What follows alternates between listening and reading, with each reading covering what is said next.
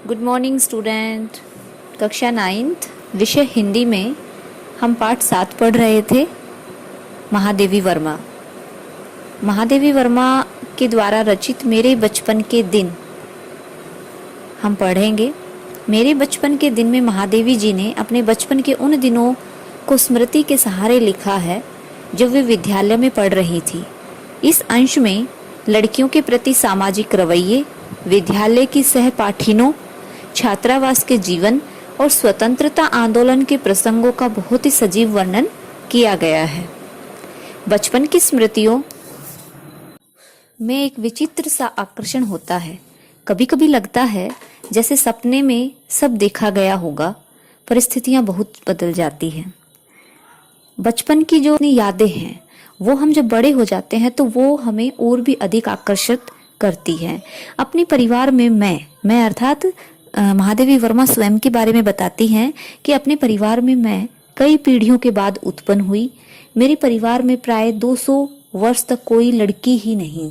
सुना है उसके पहले लड़कियों को पैदा होते ही परम धाम भेज देते थे, अर्थात उनको मार देते थे। फिर मेरे बाबा ने बहुत दुर्गा पूजा की। हमारी कुल देवी दुर्गा थी। मैं उत्पन्न हुई अर्थात पैदा हुई तो मेरी बड़ी खातिर हुई, अर्थात मुझे बड़ा लाड प्यार से रखा गया और मुझे वह सब नहीं सहना पड़ा जो अन्य लड़कियों को सहना पड़ता था। अर्थात जब भी किसी के घर में लड़की पैदा होती थी तो उसे मार दिया जाता था। परिवार में बाबा फारसी और उर्दू जानते थे, अर्थात जो मेरे बाबा थे वो फारसी और उर्दू भाषा दोनों को जानते थे। पिता ने अंग्रेजी पढ़ी थी, हिंदी का कोई वातावरण नहीं था, अर्थात हमारे घर में हिंदी को लेकर इतनी उत्सुकता और किसी को इतनी अच्छी भी हिंदी नहीं आती थी। मेरी माता जबलपुर से आई तब वे अपने साथ हिंदी लाई, अर्थात मेरी माता ही एकमात्र ऐसी सदस्य थी जिनको हिंदी बहुत अच्छे से आती थी। वे पूजा पाठ भी बहुत करती थी। पहले उन्होंने मुझको पंचतंत्र पढ़ना सिखाया। बाबा कहते थे इसको हम विदुषी बनाएंगे, बहुत ही ज्ञानवान बनाएंगे।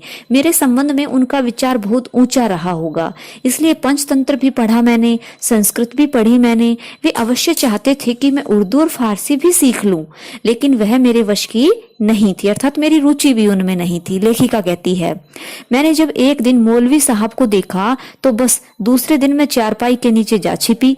तब पंडित जी आए संस्कृत पढ़ाने। माँ थोड़ी संस्कृत जानती थी, गीता में उन्हें विशेष रुचि भी थी। वो गीता पढ़ना जानती थी और उनको गीता पढ़ना अच्छा भी लगता था माता जी को। पूजा पाठ के समय मैं भी बैठ जाती थी और संस्कृत सुनती थी। उसके बाद उन्होंने मिशन स्कूल में रख दिया मुझको, अर्थात मेरा जो एडमिशन है वो मिशन स्कूल में करा दिया। मिशन स्कूल में वातावरण दूसरा था, प्रार्थना दूसरी थी। मेरा मन नहीं लगा, वहां जाना बंद कर दिया। जाने में रोने धोने लगी। तब उन्होंने मुझको क्रॉसवेट गर्ल्स कॉलेज में भेजा, जहां मैं 5वीं दर्जे में भर्ती हुई। यहाँ का वातावरण बहुत अच्छा था। उस समय हिंदू लड़कियां भी थी, ईसाई लड़कियां भी स्कूल में थी। हम लोगों का एक ही मैस था जहाँ खाना मिलता है। उस मैस में प्याज तक नहीं बनता था। वहाँ छात्रावास के हर एक कमरे में हम 4 छात्राएं रहती थी।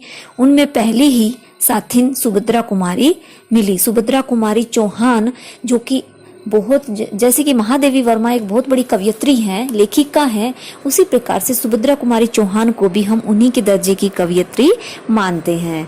7वें दर्जे में वे मुझसे 2 साल सीनियर थी।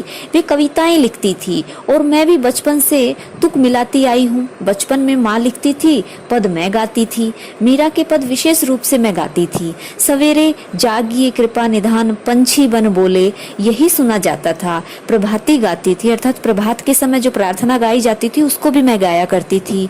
शाम को मीरा का कोई पद गा लेती थी। सुनकर मैंने भी ब्रज भाषा में लिखना प्रारंभ कर दिया था। यहाँ आकर देखा कि सुभद्रा कुमारी जी खड़ी बोली में लिखती थी। मैं वैसा ही लिखने लगी, लेकिन सुभद्रा जी बड़ी थी, प्रतिष्ठित हो चुकी थी।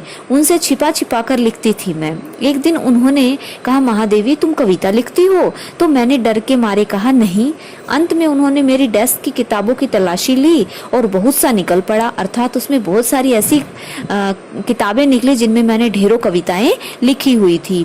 तब जैसे किसी अपराधी को पकड़ते हैं, ऐसे उन्होंने एक हाथ में कागज लिए और एक हाथ में से मुझको पकड़ा और पूरे हॉस्टल में दिखा आई कि ये कविता लिखती है। फिर हम दोनों की मित्रता हो गई और क्लास 12 के एक पेड़ की डाल नीचे थी उस डाल पर हम लोग बैठ जाते थे।